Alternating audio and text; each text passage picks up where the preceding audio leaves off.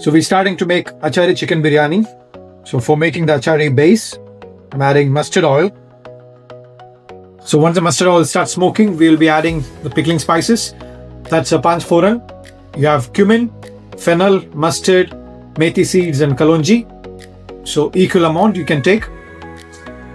I'm adding dry chili, 2 cut into quarters.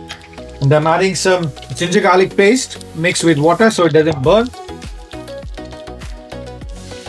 I'll saute it for at least 2 minutes on a slow to medium heat. Now I'm adding chicken. Chicken is with the bone and curry cut, 1.5 kilo. Now saute it on a high flame for at least 5 minutes. I'm adding salt. I didn't add salt in the beginning.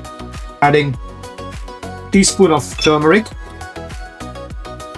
chili powder, coriander powder, malt vinegar. I'm adding 1 tablespoon. And this stage I'm adding mixed pickle paste, around 4 tablespoons full.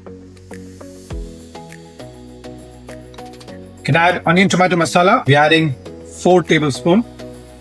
So now the chicken is cooked. You can see the oil on the top. That means the gravy also cooked. Nice flavor coming. If you need to add salt, you adjust it, but the salt needs to be on a higher side for the biryani. I'm adding yogurt, thick Greek yogurt.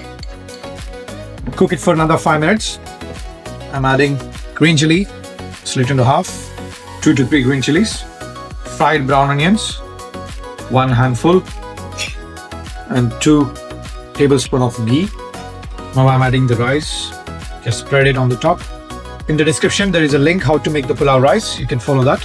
To finish, bring the heat to medium to high. Put mint and coriander on the top as well. Some chili, 1 chili, and brown onion. Leftover ghee. Now cover and cook it for 6 minutes. So after resting, we can open it. I'm getting the proper achari smell here.